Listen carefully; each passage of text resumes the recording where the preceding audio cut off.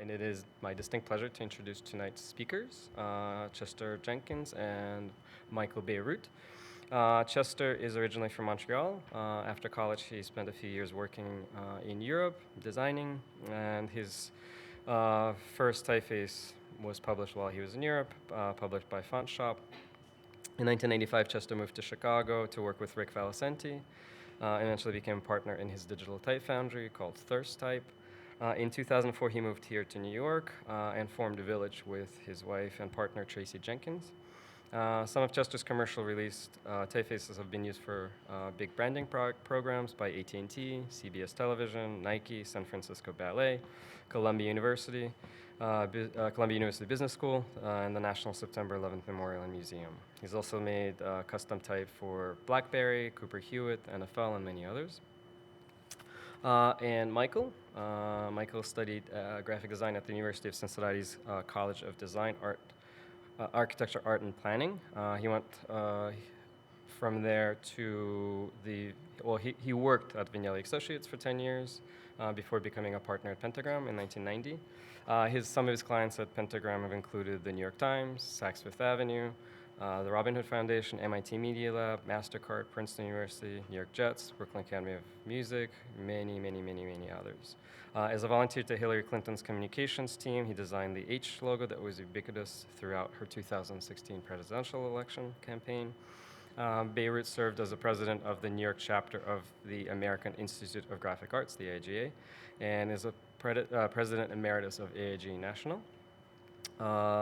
He was elected to the Art Directors Hall of Fame in 2003, and was awarded the profession's highest honor, the AIGA Medal, in 2006. He teaches at Yale and has published a number of books, including the wonderfully titled monograph, How to Use Graphic Design to Sell Things, Explain Things, Make Things Look Better, Make People Laugh, Make People Cry, and every once in a while, Change the World. And most recently, a collection of new essays, Now You See It, was published in the fall of 2007. I'm going to turn it over to Michael and Chester. Thank you.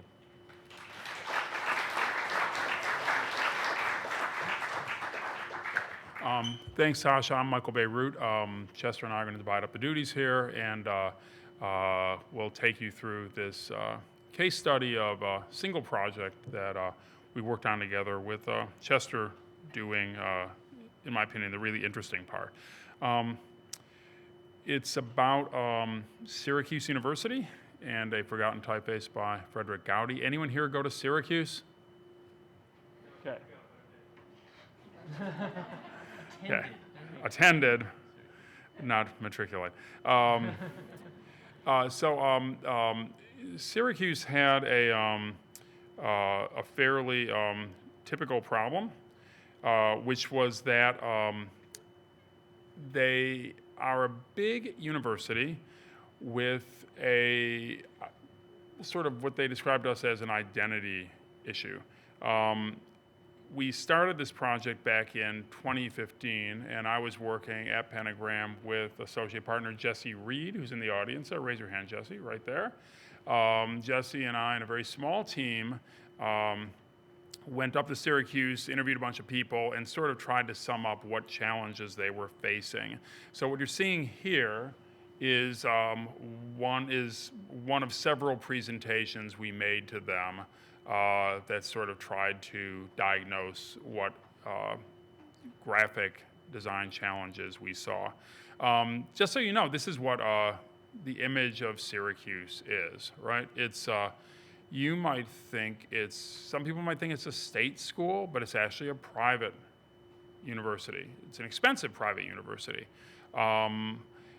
People know them for, they often will say about themselves for two things, snow and sports fanaticism, particularly their basketball team, but all sports are looked down very favorably there. And because of that, they thought there was an imbalance that in the public perception of the place, right? I didn't make this for you guys. This is exactly what we showed the team up at Syracuse, right? So this is really primary documents. So this is how we describe their current challenges and goals, okay? So Syracuse's brand strength. This was a place that wasn't afraid to use the word brand. Fragmented by a lack of alignment with its sub-brands. Its sub-brands are notably the professional schools that teach graduate courses up at Syracuse, including what's certainly one of the, if not the highest rated school of journalism in the country, the Newhouse School. Each of these highly rated components, the more highly rated they were, the more inclined they were to distance themselves from the Syracuse brand and kind of present themselves almost as brands unto themselves. So we'll call that lack of alignment in a conference room up in Syracuse, right? As I said before, there was a misconception that Syracuse is a public school and or part of the State University of New York system, better known, as I said, for athletics and academics. And the overall reputation of the university wasn't getting the benefit of the goodwill that was projected towards individual schools as components, right? And so what we were trying to do on their behalf, what we were asked to do, was to create a brand identity system that would demonstrate the connection between the Syracuse University brand and its sub-brand, articulate the value proposition. This seems very corporate to me when I read it today. But value proposition is like, why should a student or his or her parents care about going to Syracuse? So articulate this value proposition of Syracuse: strong professional schools anchored by liberal arts education and represent its research activities. It's a really strong academic school, and all that orange and cheering for the teams tends to drown out the fact that they have an amazing reputation for science, for academic research, for discovery, for learning, for literacy, all those things that you look to at a major university. So we were trying to balance, in fact, the institution's academic reputation with its NCAA Division I athletics program, capture the Syracuse experience, and differentiate Syracuse from its peers. A couple things we weren't going to touch. We were told that they would entertain suggestions of alternate colors, but they sort of thought that orange was working for them, and we were not to change the orange. They also have this this athletic block S that sort of is one of the default logos they have, strongly associated with the athletics department. And they suggested that we probably wouldn't want to mess with that. So you notice this is sort of, we're not changing the logo, we're not changing the color. So this is sort of like cutting down what is available for us to change to achieve these goals. I didn't call them up and said, hey, Syracuse, let me change you. I'll be there in a few hours. In fact, they solicited people to come and help them kind of achieve these goals. So the trick was how to do it without, how to change what was possible to change and affect a accompanying change in public perception. So this is a different presentation now. This shows the initial recommendations we made, and it sort of plays into Chester's role in all this, which is the heart and soul, if you ask me. And I believe it's the first thing. We wanted to signal that that our institution, Syracuse, is dedicated to academic excellence. At the time we got there, they had a placeholder way of writing Syracuse, which is shown here. All caps, sans serif, condensed typography. There's nothing wrong with any of those things, but you can make them feel really inappropriate for a major university if you say, here's some other examples of all caps, condensed serif typography, right? And it sort of is, if you're looking to project academic excellence, you certainly can do it with any typeface you want, but this didn't quite seem like the one that was the most appropriate. So we said, is it possible that there's a typeface that's more suited to the institutional image that Syracuse wants to project? Now, I sought an answer for that question by doing the following thing. I went to a website called google.com, and I typed in Syracuse University typeface. And there, amongst the search results, showed up a typeface attributed to Frederic Goudy. And I remember, I just seized on that, and I thought, I don't even know what this typeface looks like. I don't care. This is going to be our route out of here. If we were to say to them, Syracuse, you need a nice, refined serif typeface. How about Bembo? They would say, why Bembo? And we'd say, oh, because Bembo is just such a beautiful typeface. And then if we talk them into it, then it would be introduced to the university. From now on, let's use a lot of Bembo, everyone. And some people would say, but why Bembo? Then some would say, because the Office of Communications insists. Then some people would say, I really don't care. I don't like Bembo. On principle, I think it looks old-fashioned. I'm going to use Comic Sans. No. The Comic Sans is no. I'm going to use Arial. Then some people would say, I already have that typeface. Except on my computer, it's called Times New Roman. Or they could say, I need a relaxed and jovial audience, so I would go for Comic Sans. So people reject, if it just seems to come from nowhere, people are suspicious of why are you suggesting it. So part of the trick, in my experience, which I actually stole from a brilliant guy up at Yale University called John Gamble, who had worked years ago in developing a typeface called Yale with Matthew Carter, which looks sort of like Bembo or Saban, but is called Yale. And so everyone at Yale just wants to use this Yale typeface because it's called Yale. It's a beautiful typeface that Matthew Carter designed. It's just gorgeous, using all the signage, using all their, on so much of their literature up there, and very popular. And it has to do with, you can either, if you say use Bembo, there's a lot of different ways to be right or wrong or in between. If you say use Yale, you either use Yale or you're wrong. And no one at Yale wants to be wrong, and we wanted to use that same idea up at Syracuse. But where to get this typeface? So the hands of Frederic Goudy. We happened to find that there was that he had this association with Syracuse. He was a lecturer at their School of Journalism.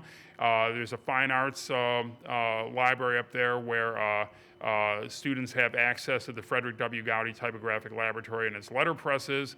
And there's this forgotten typeface that we discovered called Sherman up there, which is in their collection, right?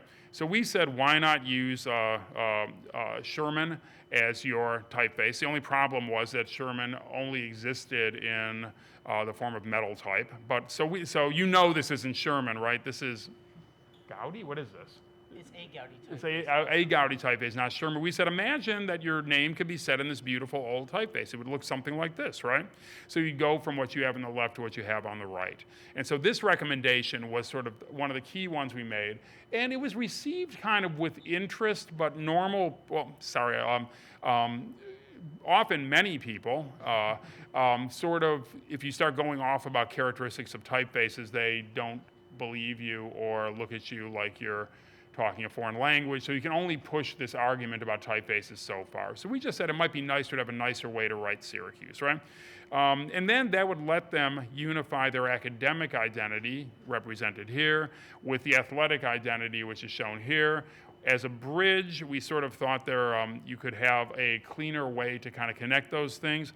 Right now, check it out, they sort of have all these different identities for their professional schools: the Whitman School of Management, the Maxwell School of Government, the Newhouse School of Journalism, et cetera, et cetera. Then the only requirement is take that all caps sans serif condensed Syracuse University and bolt it to your customized thing, and you will be in compliance, right? It's not very nice, but that was what they were ordered to do.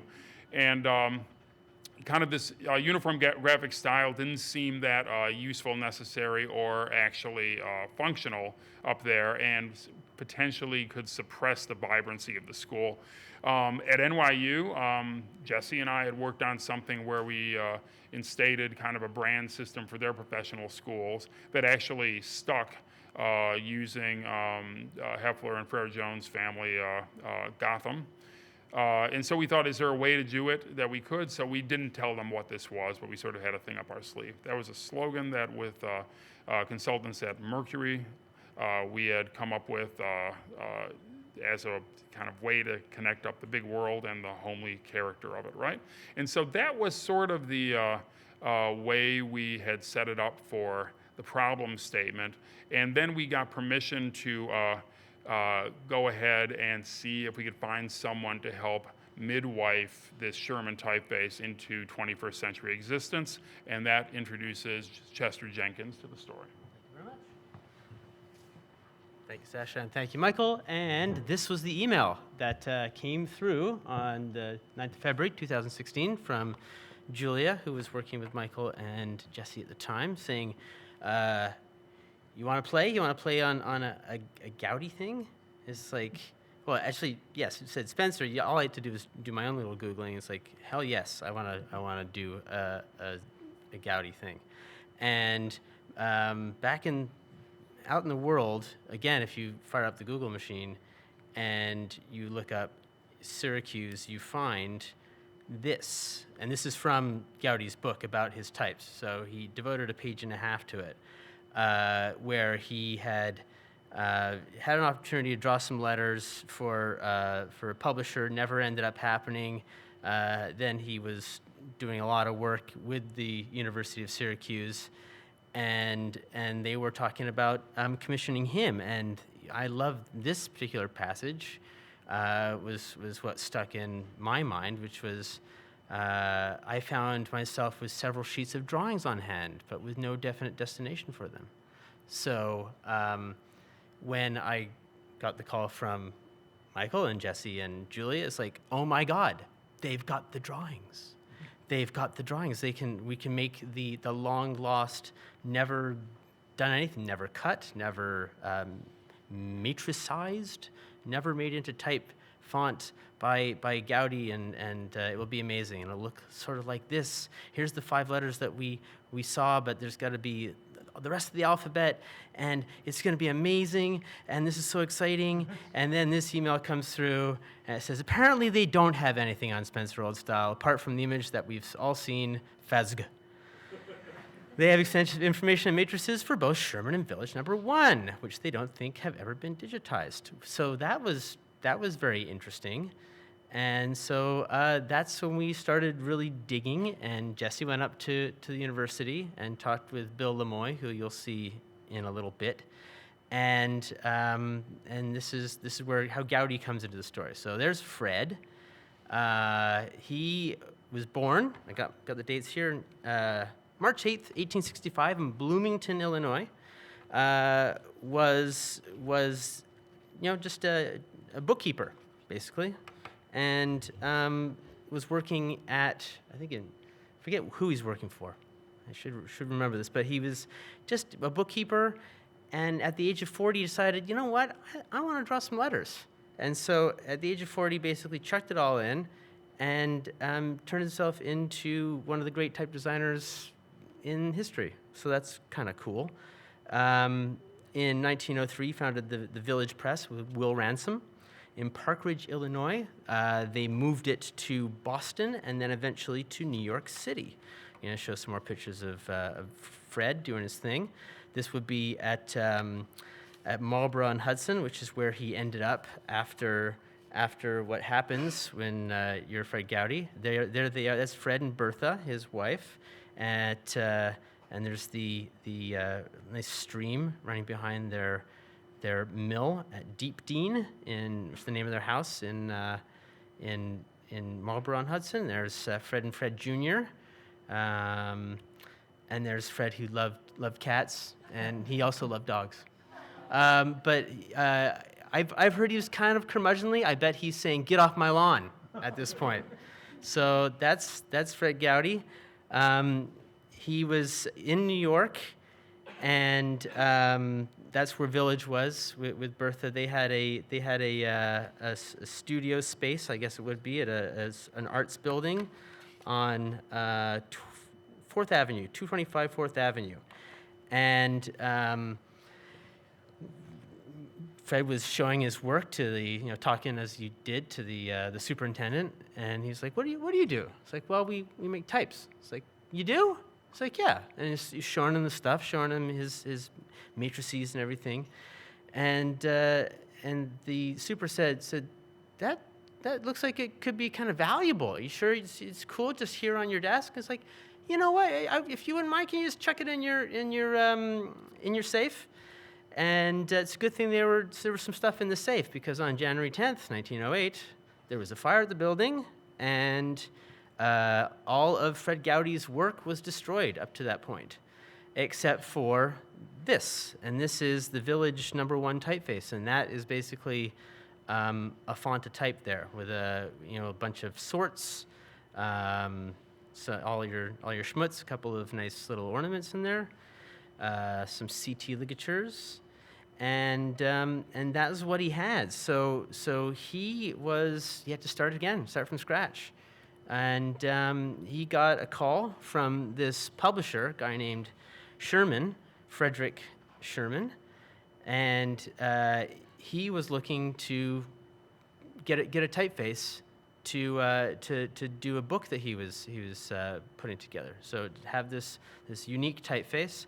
So Fred Goudy takes the one thing he was spared from the fire and sells it to Frederic Sherman for value received $500 at the time. He sold the rights and everything the Village type, beg your pardon, to Sherman for his sole use and ownership. And this is what they did with it. This is the book, the précis for the book that they were putting together by not Rodney Dangerfield, but Elliot Dangerfield. As they say here, the volume printed from Mr. Sherman's Village type on Italian handmade paper. So it's going to be a beauty. And so that's what the book looked like. That's a nice, beautiful spread from the book. I cut off the top margin. Don't worry, it had a top margin. And Sherman liked it so much, he called up Fred Goudy, and said, "I would like to commission a typeface from you for another book I'm doing." And so in his book, Goudy says Sherman decided he'd like an exclusive type for his own use. He already had my Village type, so I'm going to make him something new. I'm going to make him something different. And so he made the Sherman type. When he made it, he was supposed to be like set with wet paper, supposed to wet the stock so that it would have a nice impression.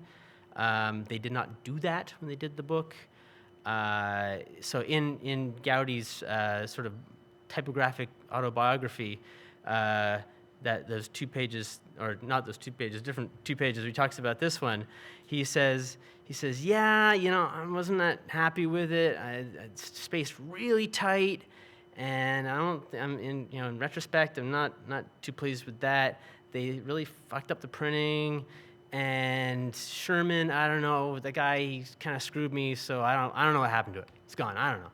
So that was at the end of his life. The Sherman type was just something that had been and gone and didn't exist anymore. But the matrices, here they are, they showed up, and we'll get a little sense of that in the what we're going to see next. And there's that image again of the type being sort of resurrected and set in the last 5-10 years at Syracuse. So this became the Syracuse type, as opposed to what we thought was going to be the Syracuse type, at least initially. And love those great numerals. Kind of crazy, not the kind of thing you'd really be able to use, but we did a version of the typeface that on the top here is just auto trace. The middle is like a kind of a tight redraw of the original, and then the bottom is a sort of a little bit looser. Get that weird Y a little less weird. Get some of the things a little more normal. And that was kind of our initial Sherman typeface. So it's got a lot of funk. It's got kind of an odd. The caps look awfully light in comparison to the lowercase, but that's where we ended up. Here's some notes from Jesse about what we should do to that. Kind of funny because it changed quite a bit after this. So here's where we started, where we moved, kept on moving, and that's where we ended up. So it's kind of got the flavor of the original Sherman, but it's not quite as funky. There it is again, and that's what it turned into. So way I always talk about it is like I made it as I thought Frederic Goudy would make it were he living now with the same tools that I have, doing what he does. So, it still has some funk, but not as much funk as it used to have. And what we did was we added a bold, did a heavy master, and then did a couple of weights. The book is actually pretty close in weight to the original. The bold, we just what worked, and then we thought, well, let's take this a little further. Let's lop off those serifs and see what it looks like. Obviously, didn't just lop off the serifs, but it's the Sans Sherman, which I think you like that. Mike likes it. He likes it. And a bowl of that, and then it's like, well, what is the italic going to look like? Because a lot of Sherman never had an italic. It just had the one weight in one size. It was 14-point Roman. So I looked at Goudy's other types and the italics from the other types, especially ones that were done around the same time, to see what his jam was back then with italics. And so I was kind of thought I was kind of found it. I liked it on the page on the right that U and V are pretty much how they ended up being. So that's your italic and bold italic and sans italic and bold italic, and of course do the gamut. You type people are like, whatever, seen those, blah blah.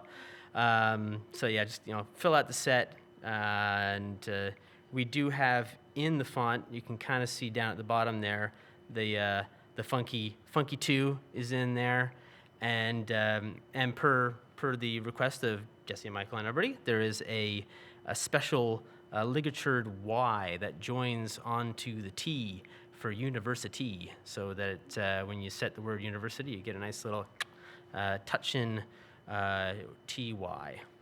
And there's your sans gamut. Not so many of the ligatures.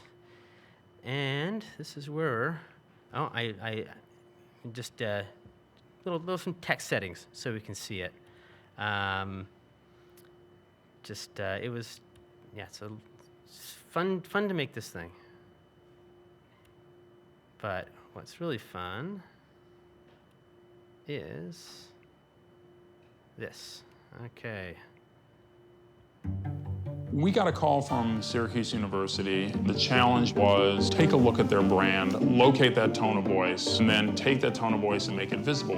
It'd be nice if there was some historical starting point that we could use, and to my surprise, there was. I'm a curator of rare books and manuscripts here at Syracuse University Library. I was asked, what is the association between Frederic Goudy, famous American type designer, and Syracuse University? Well, in the spring of 1910, Frederic Sherman, a small-run publisher, approaches Goudy and wanted a font for himself. Goudy obliges and draws Sherman for him. But it doesn't stop there. In 1934, Syracuse University founds its School of Journalism. Its dean realizes that if this new program could have an association with an important American type designer, it would be beneficial. So there forms this long relationship between Dean M. Lyle Spencer and Frederic Goudy. Oh, what other documentation is there? Oh, lots. Artifacts we only have because of that very close relationship. It doesn't conclude there either. We have matrices in these collections. Matrices are the bottom part of a type mold made for the customer who paid real money for them. Why on earth do we have matrices for Goudy fonts? I discovered that after Sherman's death, his niece documented the use of his Sherman type And she had been seeing in the Metro New York papers an association between Goudy and Syracuse University. She's the one who wanted the only Sherman matrices on the planet to go to the right place, Syracuse University. I thought, eureka, this is a gift. We don't have to go out and find a typeface that goes with Syracuse. I'm a type designer and partner at Village in Brooklyn. Goudy is one of my heroes. To be asked to revive one of his typefaces is pretty amazing. We started by scanning it, allowing software to auto-trace it, and then drawing everything from scratch. Chester was able to remaster Sherman for the 21st century. Knowing that it has a big job to do for the university. If Goudy was living now, how would he have made this typeface? There's something just so nice about finding a real story, real history, that gives you a starting point. Syracuse can now talk in a voice that is uniquely its own in this beautiful typeface, Sherman, that combination of seriousness and liveliness fundamental to the institution itself. The ability to unveil a distinctive font, it's a success story. And this is a real triumph for the university.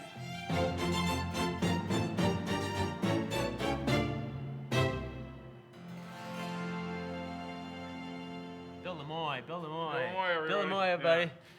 It's an excellent. So the way that film came about was we were working throughout this whole process with our primary client, a brilliant woman named Nikki Brown. And Nikki had also commissioned Dress Code, who some of you may know, is a design studio that really does beautiful video work. And they were doing some admissions videos for her, the kind of things you would see if you were touring the campus, and to give you an idea what Syracuse was like. And it occurred to her that the story of the development of this typeface, that it started out on campus in amongst the task force we were working with, and larger circles, as being this like weird, curious, nerdy, esoteric thing that no normal person would be interested in. Nikki said, I think the story is really interesting, and we could actually, what do you say we get Dress Code to make a little film about it? So they put together that story, and the thing is, it's they shot hours of Chester and hours of me, and even some hours of Jesse Reed in the studio. But Bill Lemoy is just like, I remember when Jesse came back from Syracuse, it was like, we had this idea about this Goudy typeface or typefaces or something, and maybe we could do that. And then they say, you need to talk to Bill, who works at the Rare Books Library. And then, at the end of the hallway, there's a door, and you open the door, and Bill is there, and he says, hello, I've been waiting for you for years. And it turns out, he just feasted on this. It was the kind of thing he cared about so much, was so into it, and was actually such a charismatic sort of spokesperson for the whole thing. He really put the whole thing over. So to sort of close it out and to kind of show what happened after what we did with the work that Chester had done, was that Jesse and I put together these guidelines for the university, working with a great in-house designer, Rob Rayburn. We did a sort of a survey of their needs and kind of reduced it to that. So you'll see a combination of the different styles and weights of this typeface that Chester had developed, exhaustively laid out for all sorts of different needs. There were guidelines as well about, not just the typeface they use to say things, but what things they would actually say. A description of Syracuse, both in a long form, a shorter form, and a shortest form, and paired with the university name. Just basic guidelines about how to talk about Syracuse in the office of things. Stop apologizing for the weather is the top one there. Stop worrying about snow. tell our story with our typeface, etc. So to be impressive, confident, motivated, personable, and socially aware, what goes behind those things. And then getting into the nitty-gritty about the typography and the color and the seal. Basically, what's interesting about this is we don't need to change the color at all. We're letting this new element, this typeface, do so much of the work for us in terms of the tone of voice. There's that famous specimen from the existing matrices of Sherman that's up there, sort of described with Chester Jenkins's name, the same size as Frederic Goudy's in this book. And my favorite, this beautiful sans serif version of it. And then a description about how they're used, some examples about how it might be used, say, in their alumni magazine, a specification for the word mark, check out that TY ligature, ask for it by name, clear space, different ways of doing it, ways of reproducing it, both correct and incorrect. So banners, which actually do exist up there, swag. Detail, we got to do something which doesn't happen that often. We were given permission to retool their seal, and so we just went in, redrew it, and traded out the kind of not particularly distinguished serif and sans serif typeface they had in it with the new Sherman serif and Sherman sans book. There's the president with standing behind the seal. And then we integrated the square S into a proposal to put it in a band, sort of a bit of ribbon that could wrap around different kinds of communications to kind of like have that square S take its place along with the word mark in the prescribed typeface as a way to pull together everything under that red banner, or that orange banner rather. There's a protocol for how different components that report directly to the university be communicated, whether they're sort of subjugated to the university or operate more independently, like the bookstores say, or like study abroad offices or different sorts of student service offices might. Brand architecture to kind of denominate the various professional schools and then the departments within those schools. Prescriptions for business cards. There aren't many audiences that would sit still for this. Thank you so much. Envelopes, letterheads. And then sort of solving that problem of the sub-brands.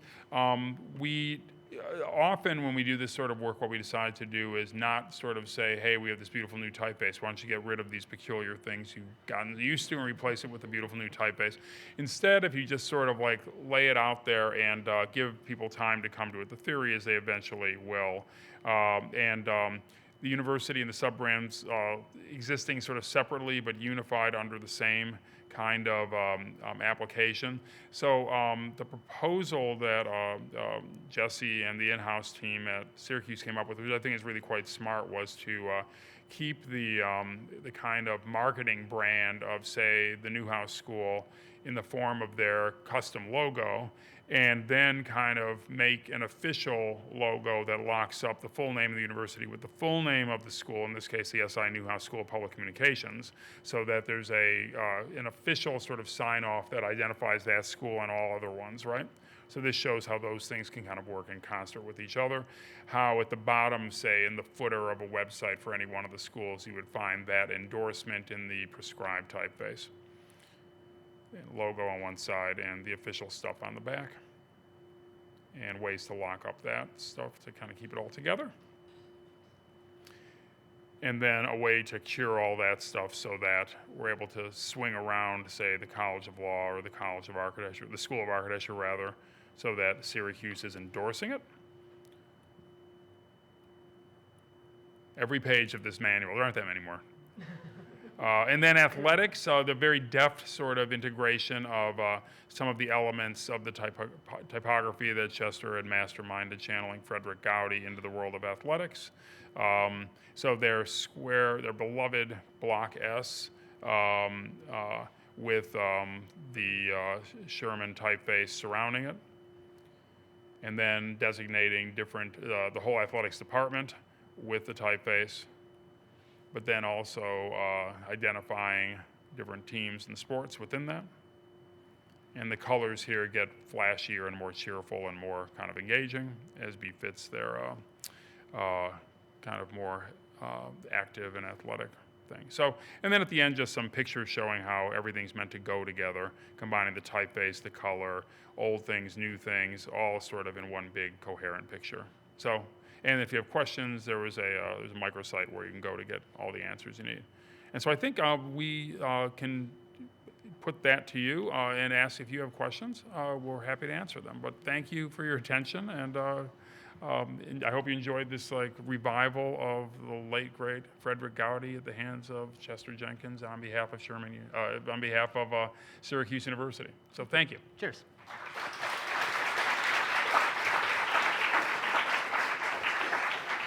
And the one thing I was going to say was about owning Orange.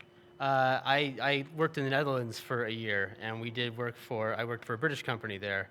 And before we moved over there, we were doing the design. We did the design for Rabobank. So I know there's a couple of Nederlanders here.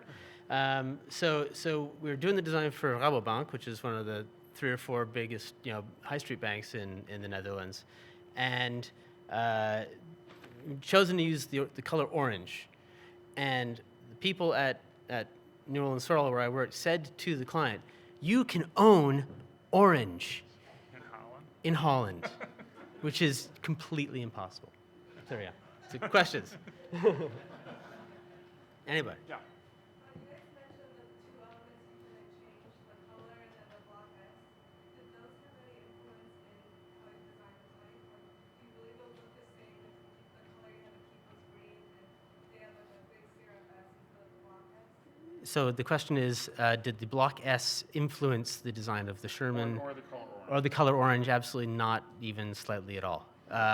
It was just, because we got the Goudy thing, which probably predated the orange and certainly predated the Block S and probably predated their basketball powerhouseness. And that's a great question. And I might add that I think kind of had their color been not green, but had it been like navy blue, let's say, something very sedate, that Goudy and that particular typeface may have come to feel a little bit too much, a little too solemn in a way.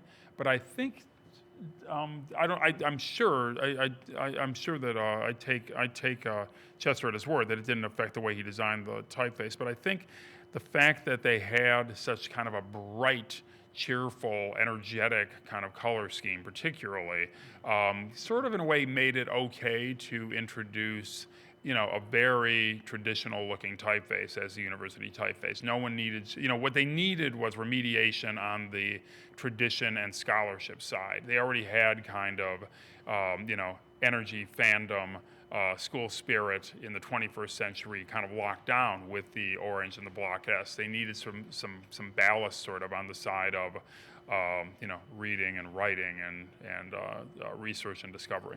Yeah, and to that point, Goudy's work is just very lively to begin with. So, if anything, we pissed it away a little bit. We sort of we toned it down because it was just very lively. His work was always very lively. It's what I love about his work.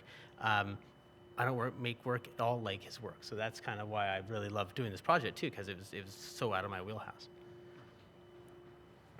So adoption, will they change? How did it go in rolling it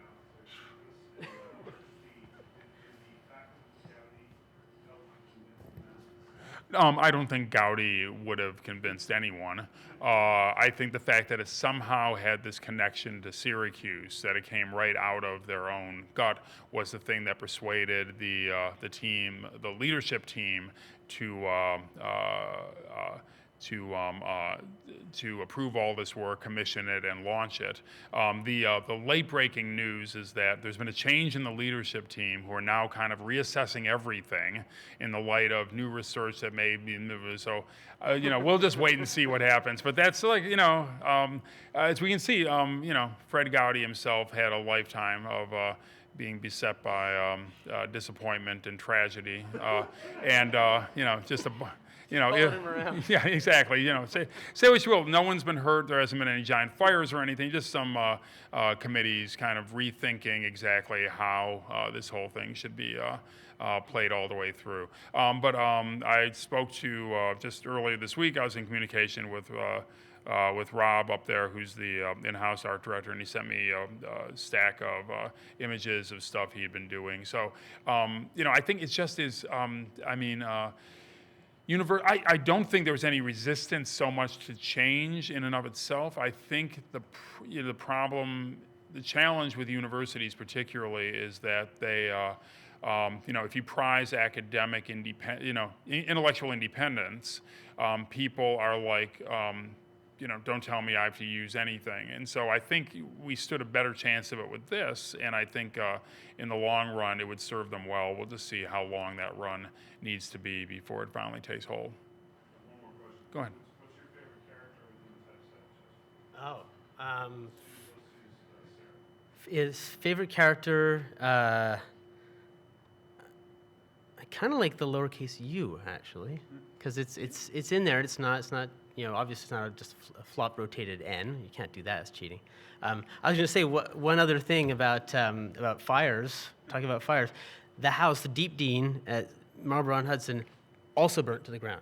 So the building in New York didn't burn to the ground, but Goudy has had 2 fires that destroyed everything. So there probably would be more Goudy types out there if he both stuff didn't burn, and also if he had locked some stuff away a little bit, or backed up. He should have backed up. Backed up. But I really do like the lowercase u, I have to say. Anybody else? You're right there. Did you have alternate proposals, or did you just see the Goudy thing? Seize on this. This is what we're Nailed it. No, we once we sort of had that storyline, we stuck to it, and what was important to people was the story. You can't get a group of civilians to kind of really have opinions about lowercase u's or any other letters, but they sort of were, and you sort of see there was this funny, deft bit of confusion, because the typeface we originally wanted and were convinced existed somewhere was that typeface Spencer, which would have been, that was literally named after the dean of the founding dean of the School of Journalism, and that only existed in the form of that handful of characters, and otherwise it was lost. Now you could have extrapolated the whole thing from that, but it didn't seem. But then, Bill DeVoy was like, sort of had this treasure trove of other things that seemed as legitimately connected to the university in a way, including, this typeface Spencer, named after Lyle Spencer, that dean. Oh no, that's Sherman. Sherman named after. So Spencer was the one we wanted. So Sherman was the one that we settled for. But it's hard to draw conclusions from that short character set. Yeah. But I think Sherman was like was a perfect typeface for what we were looking for. And Sherman also, the Fazga that we see is from the 1930s. It was at the end of Goudy's life. He had health issues, and I think he's just kind of enjoying his retirement in Dotage with his dogs and cats and whatnot. And so the original, the Sherman, that was from 1909, and so was the Village, the original Village 1 typeface, and he did another Village typeface afterwards that he wanted to, after he sold the first one to Sherman. But the other thing with the typefaces is that the masters, the only existing material for those 2 typefaces, for Village and for Sherman, are in Syracuse University. They're locked in type cabinets. Bill Lemoy's got the key, and that's it. So Jesse went up there, I went up there myself and talked to him and did some scans and had a look at all this stuff, and it is pretty amazing that it's like this is it. If you wanted to have this typeface, the only way that you have it is to go up there and to get it. So I also mean, like, in a broader sense, earlier in the process, you have alternate proposals besides we're making a custom typeface based on these Goudy types. We had a couple of different lines of argument. We actually did that band S thing that's shown in the book was something that we had high hopes for because we thought it was a way of kind of pulling, what we were trying to do was pull together these two opposite streams, the athletics identity and the academic identity. And by sort of saying, look, we're just going to put that uniform kind of, grace note, that piping of orange on everything with the S in the middle, almost like a belt buckle.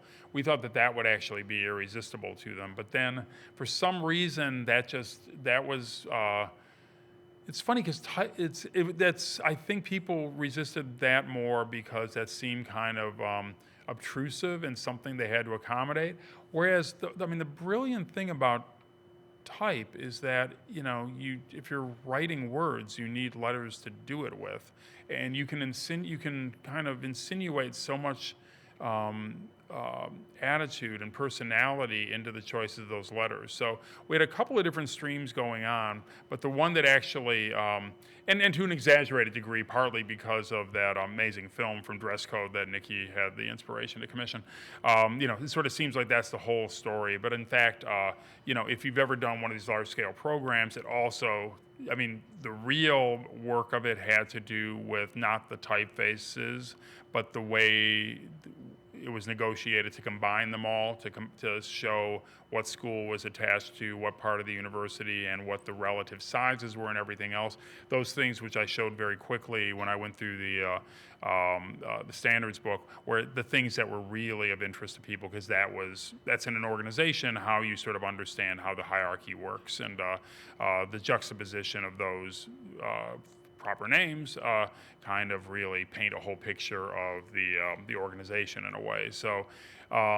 in a way, we took the thing that I think people were least concerned about, the typeface, sort of like loaded that with all the personality we wanted to kind of conclude, that we wanted to sort of imbue the place with, and sort of let the all the regimen of how it was deployed kind of carry it like a virus through the whole system. That was the plan.